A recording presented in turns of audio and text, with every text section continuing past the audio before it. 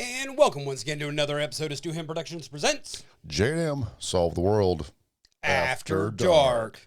I am James. And I am Matt. And tonight we are going to continue on with our discussion from last week. Now, to catch everybody up, last week we talked about of the 5 remaining former presidents that are still alive, right. Who our top 3 are. And it had nothing to do with politics or anything like that. It just, there wasn't top 3. It was who we would want to have on the podcast. Right. Who we think would be a great guest on the podcast. Yes. Yep. In no specific order. And we pretty much agreed.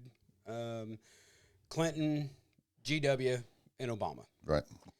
Now, let's open it up to dead presidents. And I'm not talking... $100 bill, $50 bill, $20 bill. No, because, I'd love to have those on. Yeah. I mean, they'd be great. They may not say a lot, but... Well, just a stack of Benjamins. Oh. That could be our guest. Yes. Yeah. Oh, hell yeah. Yeah. Hell, we'll even do that on a video. Yeah. So, let's go... The last 50 years of the 20th century. So from 1950 to 1999. Well, there's one that's almost there that I would really love to have on. Okay. And that would be Harry Truman. Okay. Just because of, well, he's a Missouri guy. Yep. He's also a Freemason. Mm-hmm. In fact, if you look at my Masonic dues card, that's his picture on it. Nice. But, and also, you know, the decision he had to make, whether or not to use atomic bombs in World War II. Whether to start the atomic age. Right. For the world. Right. I think that'd be, and from what I understand, he was a very just down to earth guy. Mm-hmm. You know, I know some people in Kansas City that knew him when they were kids and everything, and he would fit right in on the podcast because I guess he cussed like a sailor. Yeah, and I'm sure he would have a drink with us. Oh, I mean, and I think I've said it before, but my dad, he always claimed that Harry probably saved his life. Mm-hmm. Because Germany had surrendered. My dad, he fought over in the European theater. Right. And they were on their way from Marseille, France to the Panama Canal to head towards Japan or towards Hawaii to start the island hopping campaign. Right.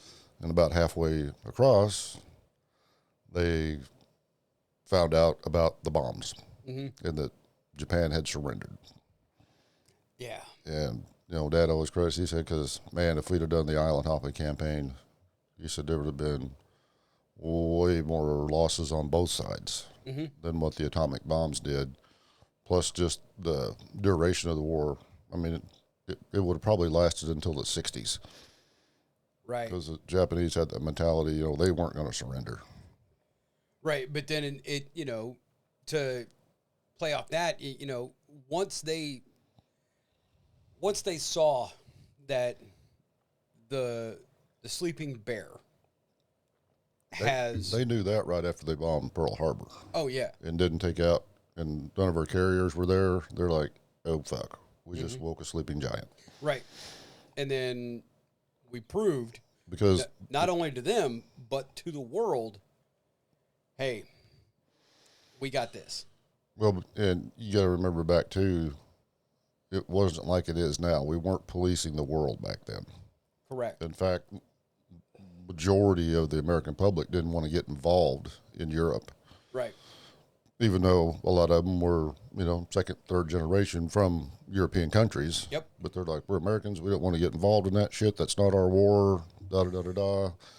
And you know, we were sending assistance to England. You know, and We were also selling supplies to Germany. Right. But once the Japanese bombed Pearl Harbor, then it became okay. Hold my beer. Right. Fuck y'all. You know. Right. For me, I'd have to go with Kennedy. Yeah. Just because when I was younger, I was infatuated with Kennedy. I did a lot of reading on Kennedy, you know, the whole assassination and everything, and then the information that I picked up here and there, you know, and there's the rumors, him and his brother having, you know, a triangle with Marilyn Monroe and just him being a womanizer, you know, get his thoughts on Right. how the Kennedy It was family got their money. right. You know, and it was kind of funny too. You never, of course. I mean, I wasn't even born when he was assassinated, but I remember Mom talking about it a lot. And you know, when the rumors started coming about him and Marilyn and all this other stuff, she's like, you know, they never said anything about that. They never said anything about him when he was still alive. Right. So it's like kind of hard for a dead man to defend himself. Right. And it's like you go back and you look at the photos of Jack and Jackie. And it's like you can tell when she found out. But she loved her husband. And I mean, yeah, she went on to marry Onassis, but she's buried next to Jack. Right. In the exact same casket. I think the reason she married Onassis was for protection. Yeah. I get that. You know, shortly after that, Bobby got assassinated. And, I mean, she didn't marry Onassis because he was a handsome man.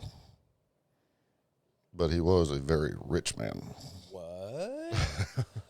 But I think that was more for her own self-protection than it was. Yeah, the protection of her and the kids. Yeah. Yeah. I mean, that's just my opinion and my opinion only there. But yeah, he would have been a great interview, I think. You know. Oh yeah. I don't know so much about Nixon. You know, now we're sounding like we're just wanting to interview Democrats, but yeah, I'm looking at personalities. You know, right. I think Ronald Reagan would have been a great interview early in his career, right? Early in his first term, right. The Hollywood stories, and he had he basically won on a charisma. Right. You know, he had his charisma and everything, and that's, you know, and then, of course, you know, he was running against Carter, which we've talked about, you know. Yeah. He was probably a really great man, but as a president, not so much, you know. Yeah, and, I mean, Carter winning over Ford. Yeah, I mean, that was... Come on. I mean, of course, Ford, the only reason he was president, because Nixon stepped down. Yeah. You know, Bush Sr., I think, would be a great interview. Oh, yeah. Just... If he could say anything about his time in the CIA. Right. But surviving... Oh, shit, something else about Kennedy. Surviving his fucking U-boat getting bombed. Right. Yeah. You know, getting sunk. Yeah. Same thing with Bush and, you know, being in the Navy during World War II and, you know, being the Secretary of Defense, being head of the CIA. I remember when Clinton got elected, that was the big thing was he was the first non-World War II era veteran to be elected. You know, he would have been more Vietnam era. Yeah. Well, and there was the rumors that Clinton hid or escaped the draft because he was in college in Oxford in England. Well, anybody that had enough money to go to college back then didn't get drafted. Right. I mean, there's a lot of people in this. Well, I say a lot. There's a few people that went to barber school. Uh-huh. They become barbers so they didn't get drafted. Yeah. You know, I mean, it wasn't, you know, you hear about the guys running to Canada and everything, and I'm sure there was a few that did that, but if you had any money at all, it wasn't that hard to get out of the draft. All you had to do was be going to college. Mm-hmm. Or, you know, who was it? I mean, Bobcat Goldthwait's got his bit about Stallone was teaching soccer over in Europe or somewhere to avoid the draft, you know. Well, and that was the thing is any small thing would deem you unqualified. If you were an only son. Yes. You were. Bert Kreischer talks about it on Rogan. His dad didn't go to Vietnam because his dad had asthma. Mm-hmm. You know, they didn't want him to get in the bush and then go into a coughing fit that he couldn't breathe when you're trying to be quiet. That was pretty much the reason that Gary didn't have to go, is because he couldn't pass the physical. Right. Because he was asthma and hay fever and all that, Mm-hmm. you know. Flat feet. Nope, right. You're out. Yeah. 4 bone spurs, apparently. Yeah. But let's see here. I mean, LBJ would be interesting. That'd have been interesting. Yeah. As long as he kept his hog in his pants. Well, I'd want to ask about it. Yeah. I mean, well, we would know. Yeah. What, at the beginning, he's like, I got to go take a shit. And we walked by there, and he's sitting in there with the door open. Yeah. Because that was supposedly what he would do at the White House. He'd go take a shit and have the door open and be talking to everybody while he was taking a shit. Don't know if that's true or not, but that's what was said, you know. Yeah. Okay. 1900 to 1950. Roosevelt. FDR. Oh, I mean, yeah. You know. What is it like to be the only president to be elected 3 times? Didn't we look this up? Wasn't it 4 times? And he died during his 4th? Because I think he got elected in 32, if my memory serves, which don't count on my fucking memory. Yeah. Let's see here. Well, I could usually remember shit from history better than I can what we did yesterday, so. Right. You know. Did FDR get elected? You know, and dealing with polio. Mm-hmm. And, you know, and back then, you didn't want to show any signs of weakness, so nobody ever seen him in his wheelchair. And when he would do, like, the State of the Union or any of his speeches, you know, he would stand up. Right. You know, lock his braces or whatever he had to do, you know. But, yeah, 4th term. 4th term, that's what I thought. He died during his 4th term. And right after that was when they passed the law that it was 2 terms or 10 years. So in other words, you could, if you were a vice president, you took over for a president for 2 years, then you could get elected 2 more times. Right. I guess if it was a 3-year term, I guess you could probably only get elected 1 more time because it's stated 2 terms or 10 years. If I remember that amendment. 22nd Amendment. Yep. Presidents could run for, but only FDR. Yeah. Presidents could run for more than 2 terms, but only FDR managed to win more than 2 consecutive elections. George Washington became the first president elected to a 3rd term. Okay. George Washington elected to a 3rd term. Mm-hmm. Okay. Anyways, yeah, FDR.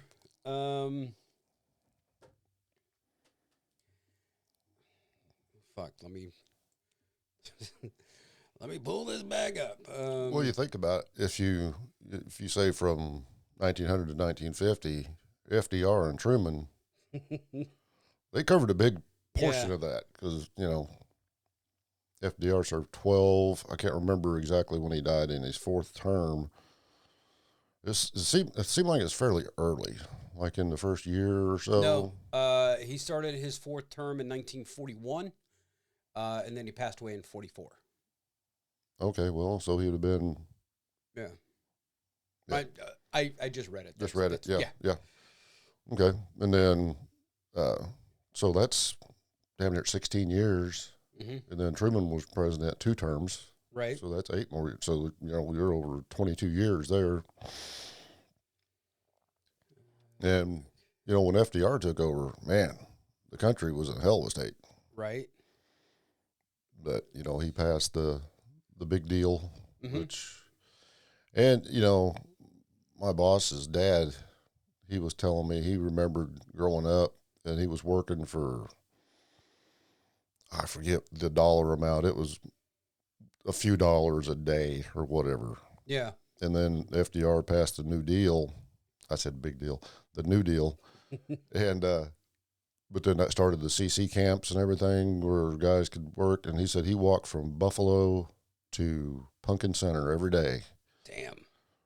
But he got paid like $5 a day, which was more money than he'd ever seen, Mm-hmm. But to work on those CC camps, my dad worked on him and his brother worked on CC camps. They basically the P Highway or H Highway, it goes north out of or south out of Pleasant Hope towards Springfield. Yeah. They basically built that road with those camps and everything. And Dad and Uncle Sid was working on those. But yeah, I mean, the country was at the Great Depression, and honestly, if you look back in history, he kind of done some stuff that a president's not supposed to have the power to do, but he pushed it through anyway.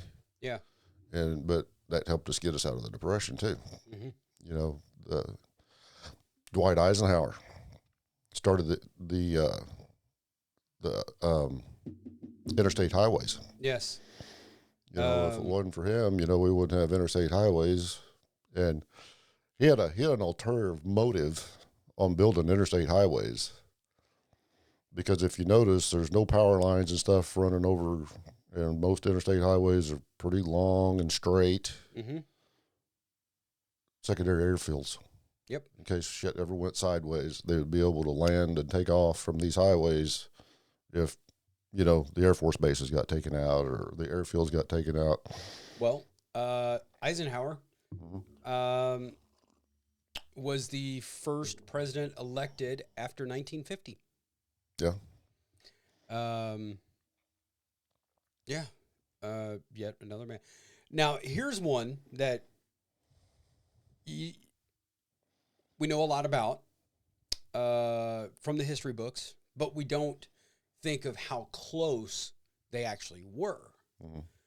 Okay, FDR got elected in 1932. Mm-hmm. Died in 1945.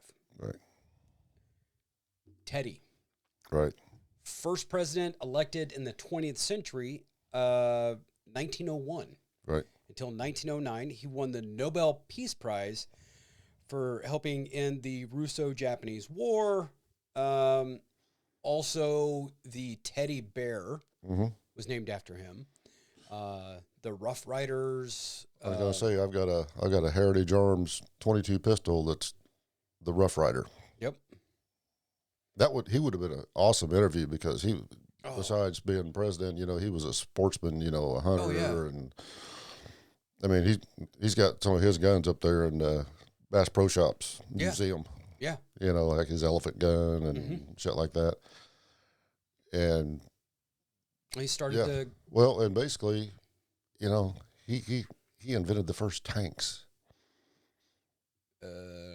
during the Spanish-American War. They put big guns on the backs of Jeeps. And that was the precursor to becoming a tank. Right. He started the construction of the Panama Canal. Yeah. He increased the size of the United States Navy. Mm-hmm. He was, as a lot of Americans think this way, or some Americans, I should say. I can't say a lot, but, You've heard a few. Yes. But he believed in, really taking the wood to that ass. Uh-huh. Not, let's talk about this. Let's have this conference. No, Yeah. it was, all right, we're gonna do this. Right. Woodrow Wilson is in there. Yeah. Of course, the probably most notorious would have been Herbert Hoover. It just stopped on, yeah. Because he said, he was the one who's like, yeah, there'll be a chicken in every pot. Yep. And the Great Depression. He was, his claim to fame is the Great Depression, Right. Actually, his claim to fame is the Hoover Dam. Mm-hmm. It was named after him, which, that project alone, just changed the whole southwest part of the United States by creating Lake Mead in that water reserve. And, Las Vegas became a city because of Hoover Dam, basically. Boulder City was where all the workers lived. Right. And then, that's kind of where Las Vegas started. It was a little bit, probably about the size of, it's probably smaller than Buffalo then. Oh, yeah. Probably like Lewisburg or something, Las Vegas, it's not a secret. Had it not been for the mafia, there would be no Las Vegas. Well, like I say, if that dam hadn't been built and that reservoir that close. Right. Who's going to build a town out in the middle of the fucking desert? Right. With no water. Exactly. It wasn't until the late 50s, early 60s that Las Vegas kind of became a destination.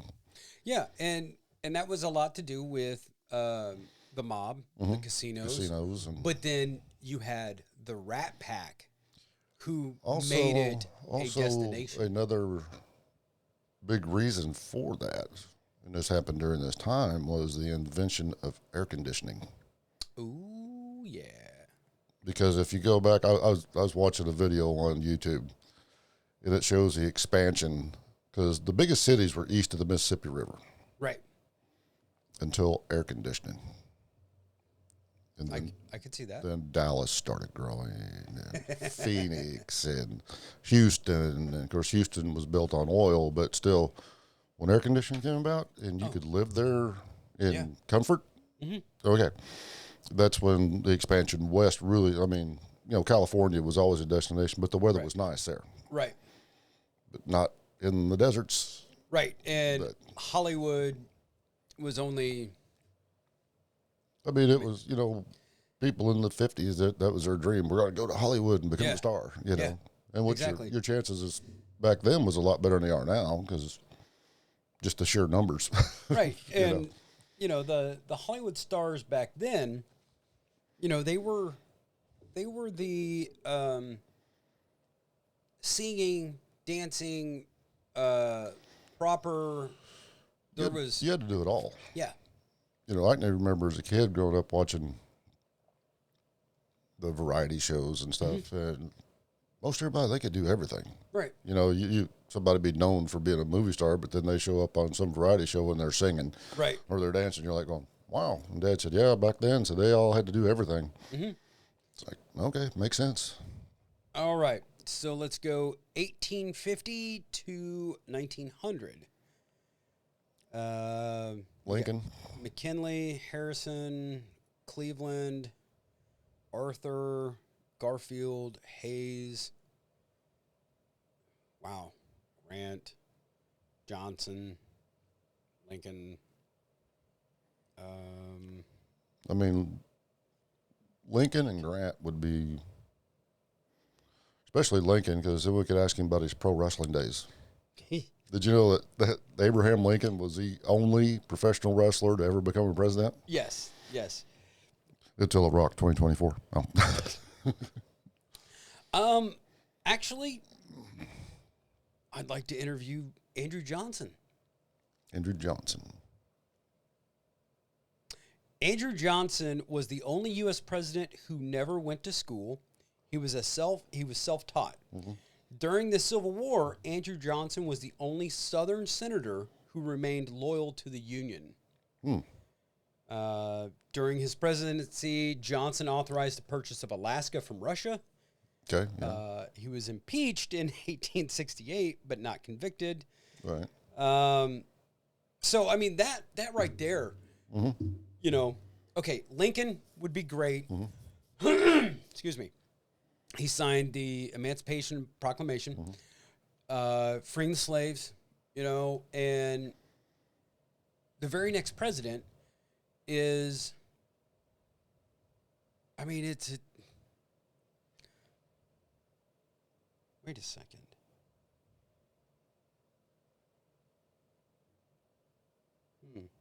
Okay. Oh, yeah. Never mind. Well, Johnson became the president after Lincoln was assassinated. Right. But still, you're a Southerner. You were born in North Carolina, and now you're in charge of the Union. Right. Those family get-togethers were probably kind of tense. Yeah. You know. And then, you know, after Johnson was Grant, that'd be. You know, a lot of people think Grant was an alcoholic, but from stuff I've read and everything, he really wasn't an alcoholic. He was more of a teetotaler. Yeah. Basically, he couldn't handle his alcohol. Yeah. He'd have one or two drinks and he'd be drunk. You know, and with Grant. And I don't know why everybody during the Civil War wasn't a fucking teetotal shitbag alcoholic. Because why wouldn't you be? I mean, the whole country's at fucking war with each other, Right. you know, brothers killing brothers and shit. I mean, damn. Well, and Grant was fighting against his college roommate. Him and Lee were roommates at West Point. Right. And Lee, if I remember... Talk about knowing your opponent. Yeah. Lee didn't want to do it. He didn't want to lead the South. But it was thrust upon him. And because, again, he knew his opponent. Right. And it's just like, I can't do that. Yeah. So those three there, we'll go on to...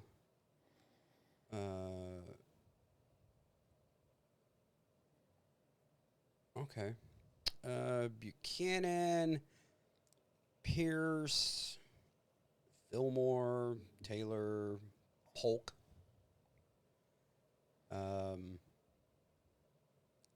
Yeah. Okay. Nope. Polk was after. After, or 1800 to 1850. But his big thing, the expansion of the U.S. westward, which, of course, the Mexican War. I mean... Well, you talk 1800 to 1850s, you had the Indian Wars and stuff, too. Or the Indian Annihilation, or however you want to look at it. But that was because as Europeans, from the East Coast to Missouri, all pretty much looks the same. Yeah. But you start going out there into West Texas and everything, that landscape was something most of those guys had never seen before. Right. You know, you almost needed to use the stars to navigate out there because there's not much to, you know, as far as landmarks and stuff, you know, until you start getting to the Rocky Mountains. But from in the middle, man, it's pretty desolate. Yeah. I mean, we've all been across western Kansas. Oh, my God. What? Yeah. Now, Andrew Jackson would want to be one that I would like to interview. And the reason being is he is known as the founder of the modern day Democratic Party. And the slogan was, "Let the people rule." You know, to to talk to Andrew Jackson. Mm-hmm. All right, you started this Democratic Party. This is what you believed in. What is your feelings on the present day Democratic Party? Right. Or better yet, what is your feeling on the present day political climate Right. in this country? Right. You know what's funny? I was watching, was it Lincoln? The newer movie, not Lincoln, the Vampire Slayer. Vampire Hunter? Vampire Hunter. But it was about him getting the Emancipation Proclamation passed and everything. Yeah. And to show the debates in Congress back then, mm-hmm. it was really fucking divided. Yeah. Kind of like now, but they were, according to the Hollywood movie. Right. I mean, they were cussing each other and fights were starting. And, you know, and you look at today and you go, well, you know, it's not quite that bad yet, you know. Well, okay. Back then, women were not in politics. Nope. So you didn't, right. So you didn't have any women senators or representatives. And, you know, at that time period, you could challenge a guy to a duel. Right. I mean, hey, I disagree with you. You disagree with me. We're meeting outside 10 paces. Yep. Winner lives. Luckily, their firearms back then weren't very accurate. No. And usually it ended up somebody getting winged or something, you know. But imagine if they'd have had Glock 19s back then. Oh, jeez. Well, they're both dead. Virginia. We'll never know. Virginia, Ohio, you need 2 new senators. I mean, there was some that died in those duels, you know. Oh, yeah. I mean, yeah. Aaron Burr. Mm-hmm. You know, another one that I would like to interview would be John Quincy Adams. Mm-hmm. Because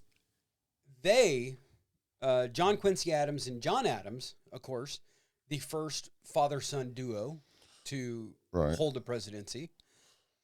And it's like, I mean, especially back then, mm-hmm. what was it like truly like to, you know, you're basically taking over the family business, if you will. Right. Of course, you know, with AI, the way it's going now, mm-hmm. we may have an opportunity someday to interview John Quincy Adams, Lincoln, Washington, you know, because they feed all their information into the AI, and then you just ask them a question, and they answer as best as what the information that's fed into it, you know. But then, it's like dinosaurs. Mm-hmm. We don't know what dinosaurs actually look like. Right. Whether they were covered in feathers or scales. Right. How do we know what Abraham Lincoln sounds like? Right. Yeah, there's no recordings. Right. You know, and I assume Washington sounds British. I was going to say, he's got a British accent, I'm sure. And see, that would be one thing I'd love to interview somebody from that time about. What was it like being a British officer? And then you end up becoming the father of this new nation. Yes. You know, because he was an officer in the British Army. Yes. But then they got sick and tired of Britain shit and said, leave us fuck alone. Yeah. Taxation without representation. Mm-hmm. The whole Boston Tea Party, it wasn't over, I mean, it was over taxation, but it was taxation of molasses. And molasses is one of the key ingredients of making rum. They weren't going to throw rum into the fucking Boston Harbor. Fuck no, they're not.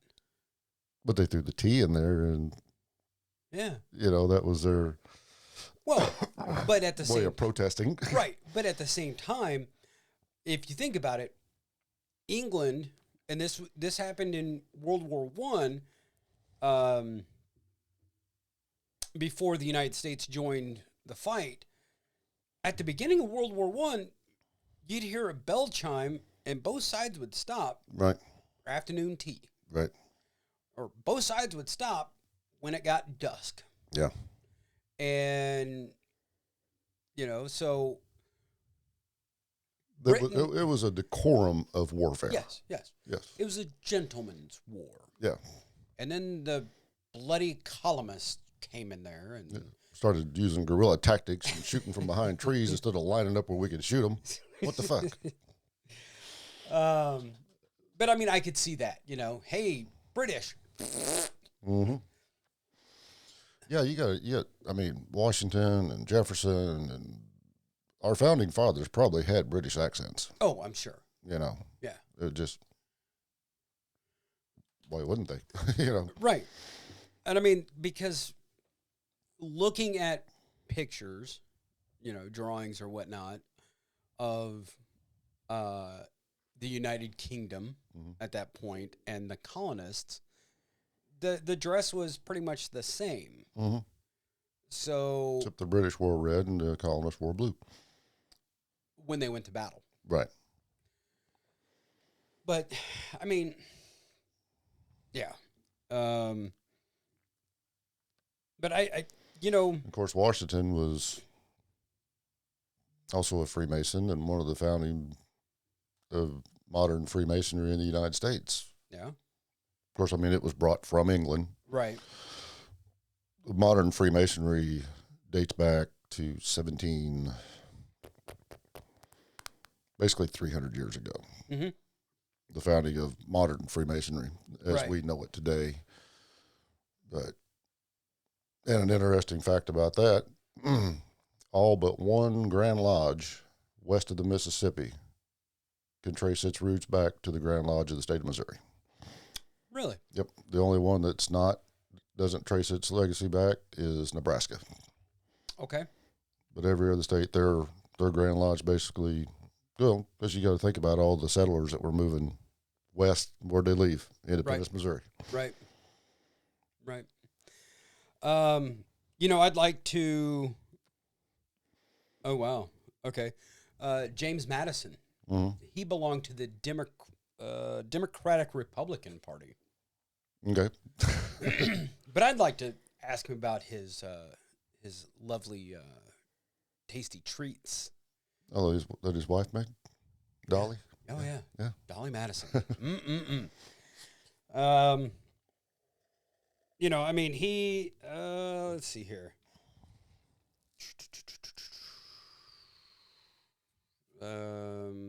House of Delegates. Wow.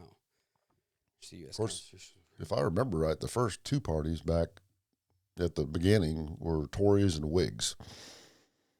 Well, let's see here. John Adams, second president, serving from 1797 to 1801. His vice president was Thomas Jefferson. Adams was a delegate to both the First and Second Continental Congress and helped draft the Declaration of Independence after the Revolution. Adams went to France to sign the Treaty of Paris and became the first U.S. ambassador to Great Britain from 1785 to 1788. Very difficult position since the British were not pleased with the outcome of the war. Mm-hmm. Sucks to be you.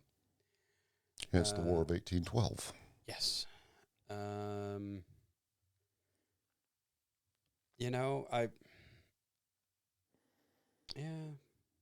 Probably. I don't know. It doesn't say. Whoa. Madison was elected president of the United States in 1808 and 1812. He served from 1809 until 1817. George Clinton, which I knew the Doctor of Funk was old, but I didn't think he was that old. Yeah. Yeah. Wow. He changed vice presidents. George Clinton and Eldridge Gary were his vice presidents.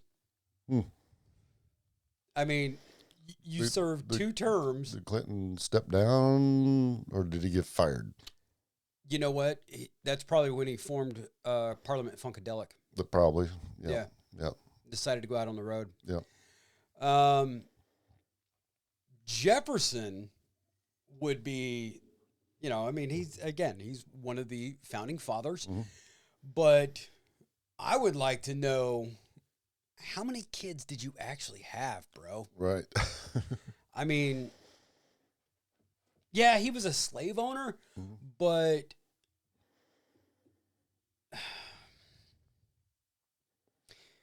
he liked his quote unquote slaves. He kind of sounds like Gary Owen. Now, not the writer of the song that yeah, Custard used, but yeah, the comedian Gary Owen. Right, yeah. right. But Jefferson was married, right, to a white woman, and he had children. But then he also, now, could you consider his slaves sex slaves? Ooh. Was he the first human trafficker? Well, you could honestly say all of them were human traffickers back then if they were selling in,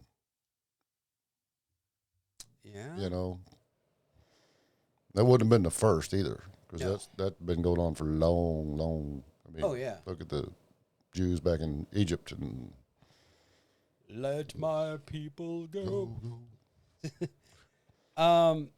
Yeah, but Washington would have been great to interview, just because you are the founding father.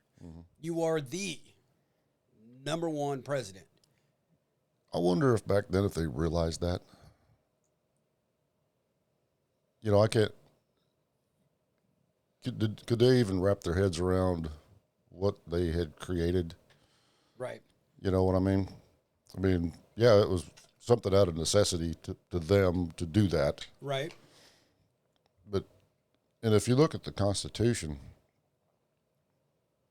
they had a foresight that is unparalleled today. I don't think anybody today can come up with a set of rules that basically still works.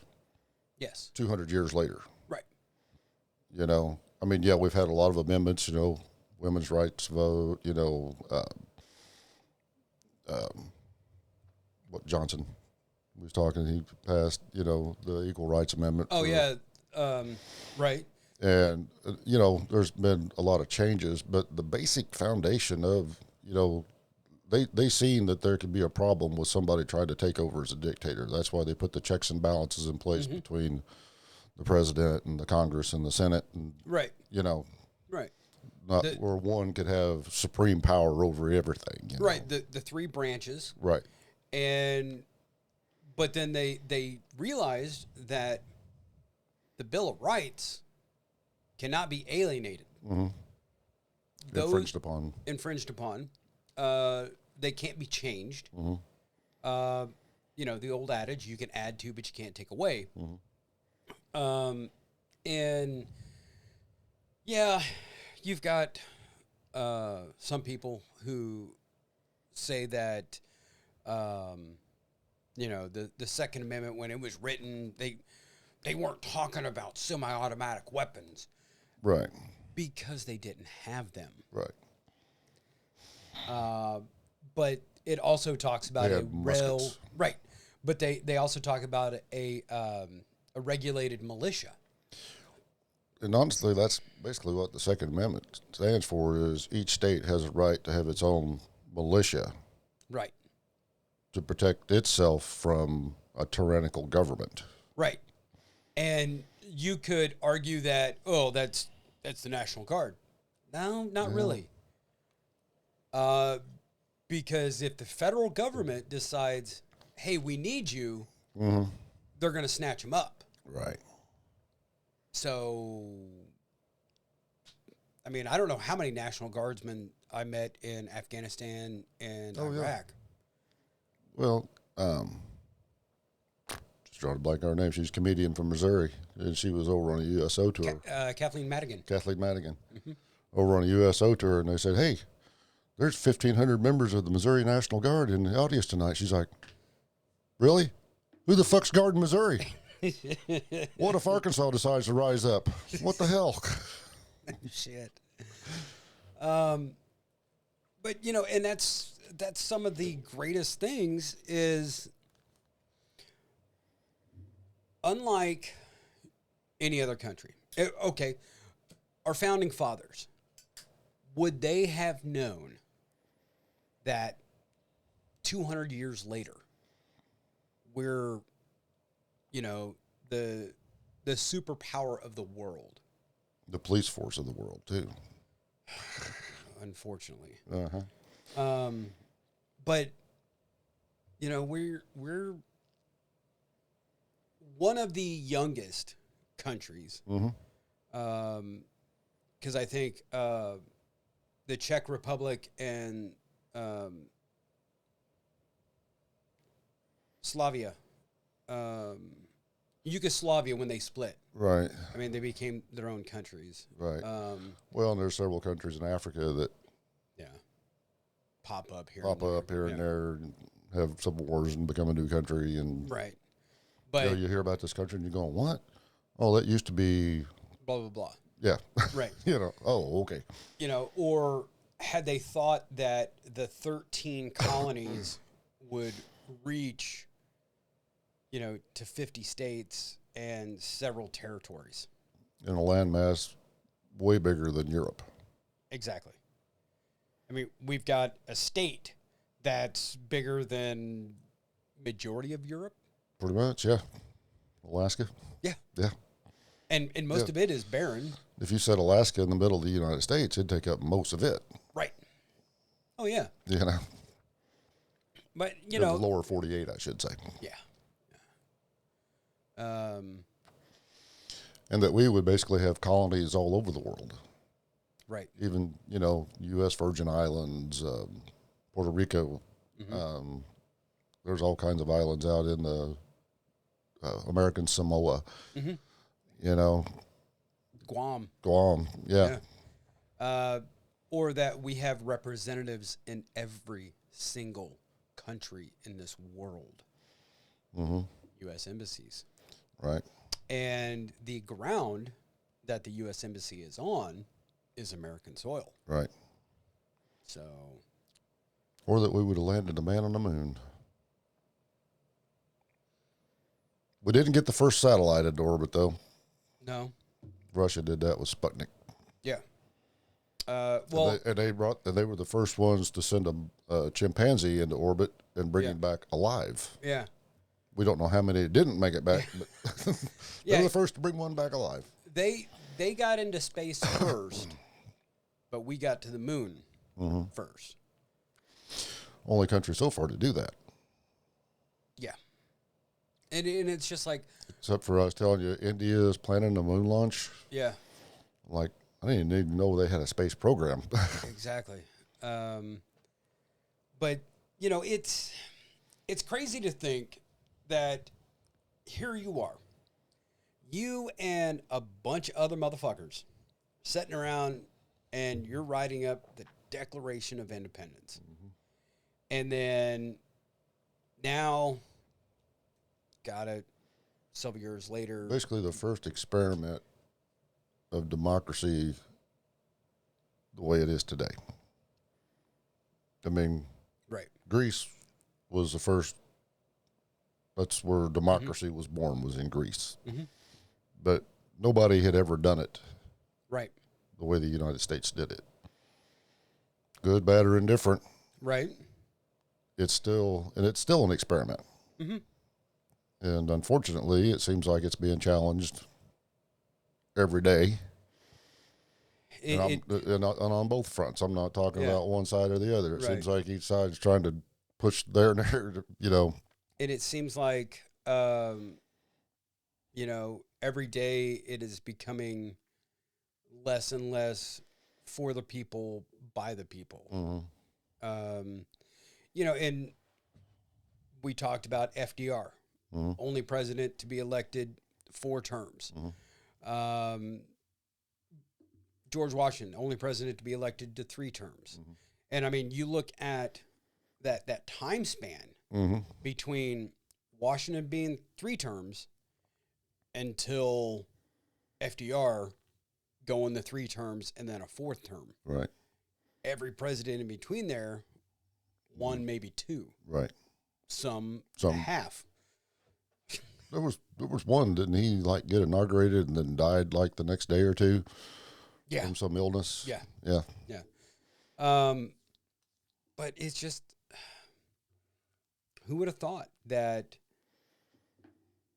for the people, by the people? Mm-hmm. I mean, because you have people in Congress, I'm going to use that as a generalization, Mm-hmm. that have just, they've been there entirely too long. Mm-hmm.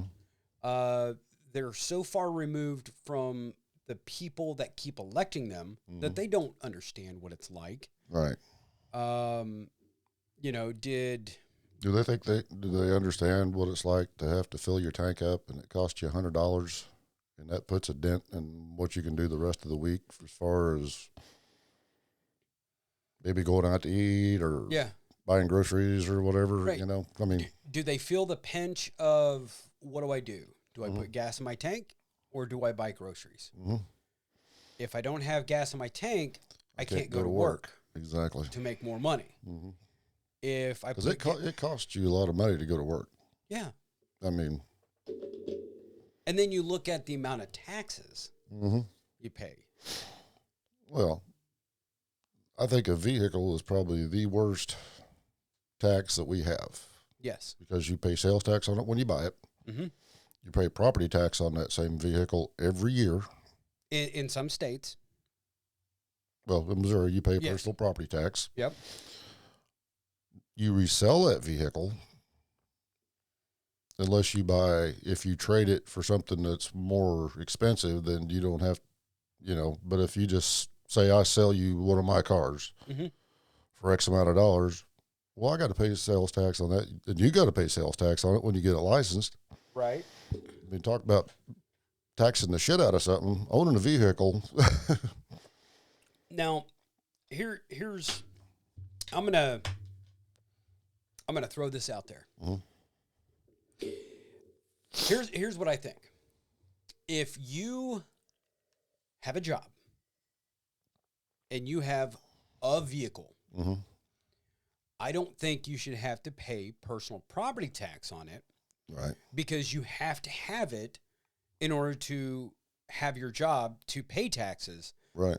Now, if you add another vehicle, a motorcycle, a side-by-side, a boat, not necessarily a recreational vehicle, but it could be another car. I was going to say you got your work vehicle, but you decide, oh man, there's a 70 Chevelle that I've always wanted, you're able to buy it. Yeah. Okay. Pay property tax on that. Right. Because that's not your everyday driver. Right. Well, it's kind of like your insurance. You pay more on the one they consider to be your everyday driver. Right. Then the other one, like Ann and I, we've each got a vehicle. Hers is considered not the everyday driver because she's retired. So she may drive it every day, but Right. Also, what I think they should do on insurance, because I think in every state you have to have liability insurance, right? At the very least, yes. Yep. So that liability insurance should be on your driver's license, not on each vehicle. In other words, let's say all you can afford is an old beater piece of shit, right? To get you back and forth to work. Well, it lays down. You ought to be able to have 2 or 3 old beater pieces of shit, so whichever one starts that morning, but you shouldn't have to have liability insurance on each one. That should be on your driver's license. And then if you don't pay your insurance, you get a notice, and in 30 days, if you haven't paid your insurance, guess what? You don't have a driver's license. Now, I know some insurance companies that your vehicle is insured, but then, like, say I've got this insurance and I drive one of your vehicles and I get into an accident. Your insurance. My insurance is going to cover it because I'm driving. Right. Or if I'm in a rental car, I'm not getting the insurance from the rental company because, I'm paying for it out of my pocket. Right. So my insurance is going to cover it. I think also, I'm just going to go out on a limb here. And again, some insurance companies do it. The disappearing deductible. Mm-hmm. Because your auto policy is a 6-month policy. Mm-hmm. I think every time you renew your policy and you've had no accidents, Mm-hmm. no speeding tickets, your deductible should go down. Mm-hmm. Down, down, down, down, down, down, down. Yeah, like you were saying earlier, the insurance on my truck is a lot more than the insurance on my motorcycle. Oh yeah. My truck has $100 deductible. My motorcycle has $150 deductible. Mm-hmm. And it's not some, import motorcycle. No, it's a fucking Harley Davidson, for those that don't know. Mm-hmm. And the HD in Harley Davidson actually stands for $100. Hundreds of dollars. Yeah. Every piece is going to cost you $100. Right. Back to what I was saying about Yeah. the liability, that should be on your driver's license itself. Right. Now, if you own a newer vehicle and everything, then have a loan on it and required, or you just want to have full coverage on it, well, that should be on each individual vehicle. Right. But the liability should be on your driver's license. Mm-hmm. That way you can drive whatever piece of crap instead of paying, $100 a month on your 05 whatever, and then another $100 a month on your 06 whatever, and just to have liability. Right. It should be on your driver's license itself. Right. It'd be a lot easier to track if you don't pay your insurance. It's like, well, you get a letter from the state, and they go, you haven't paid your insurance, so on this day next month, you'll be without a license. Then you really get your tit in a ringer if you get pulled over. Right. And it's no different than driving on a suspended license. Mm-hmm. And there you go. You don't pay your insurance by a certain day, your license is suspended. Right. And see, that's the bad thing about it is a lot of people will go pay, they'll go get their liability insurance. Mm-hmm. They'll pay the first 2 months because they got to pay that up front, and they never paid it again. Yeah. Then they hit you. Well, guess what? You're fucked. You don't get nothing from them. Right. Because even though it's illegal to not have insurance, try getting any money out of them. Right. I mean, your insurance is going to have to kick in and whatever medical and everything, and you're still going to have to pay your deductible and everything, even though it's their fault. Your insurance company, like when I had my motorcycle wreck, they paid me for my bike less. I think I had a $500 deductible. Mm-hmm. Until they got the money from her insurance company, then I got my $500 deductible back. Right. And the unfortunate thing about that situation was she had the state minimum required insurance, which my hospital bill was way over $100,000. I got 25 from her because that was the state minimum. That's when I found out about underinsured motorists. Yes. Not uninsured motorists, which you have to have on your license, and all that does, that covers some medical. It doesn't cover your vehicle or nothing. Or property or anything like that. Right. Underinsured motorists will pay you an additional $100,000. Yes. If they didn't have enough insurance. Right. And it's well worth it. It's not very expensive. Yeah. I mean, it's dollars a month. Right.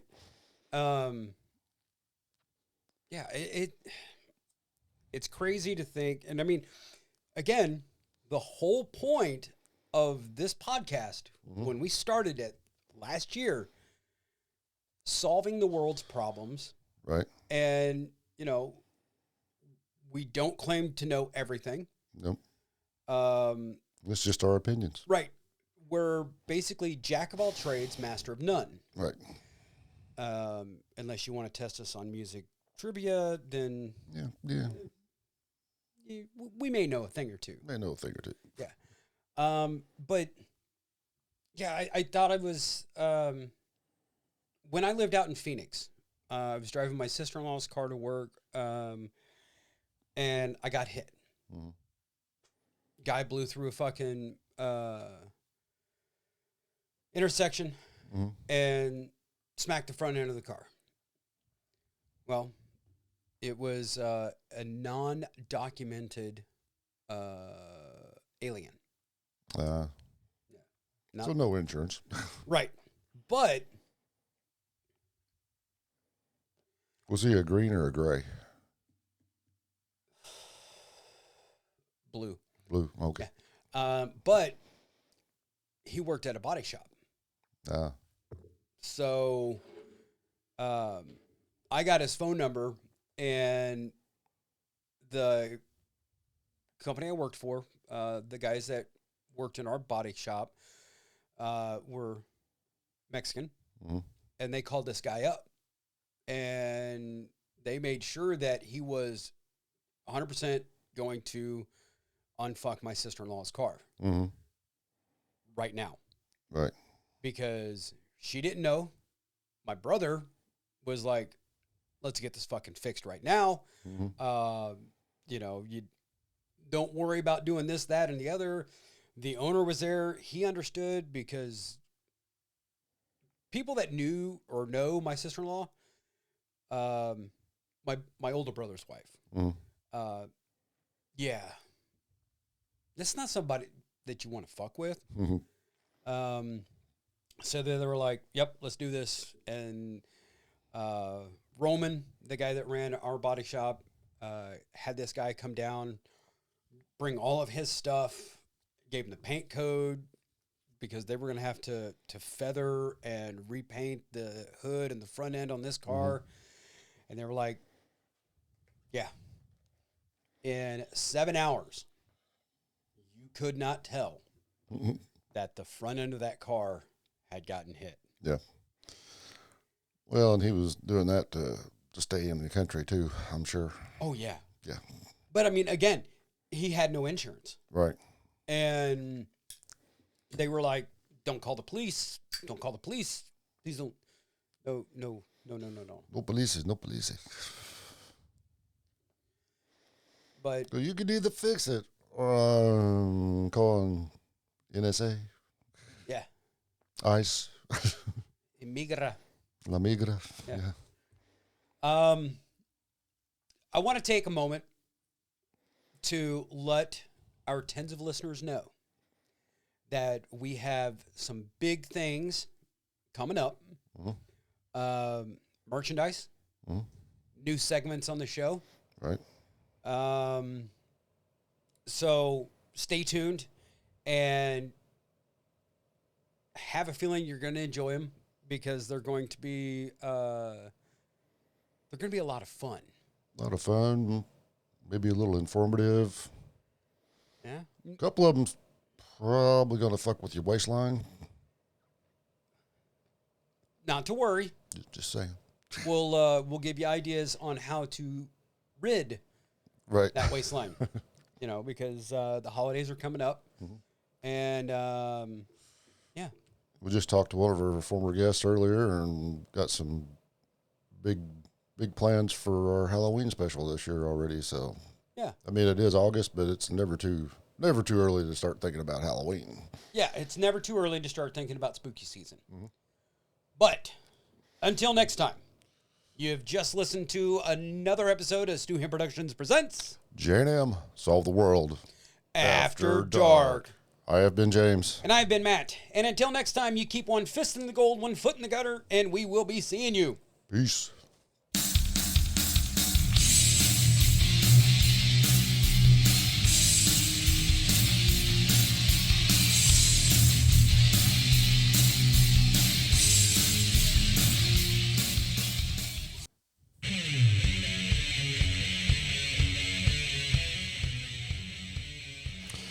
So if you like the music that you hear on our podcast, J&M Solve the World, that is off of our CD, Want You Some, Get You Some by Blindside. If you would like a copy of that CD, send us a self-addressed stamped CD mailer to J&M Solve the World, 2021 East 342nd Road, Halfway, Missouri, 65663.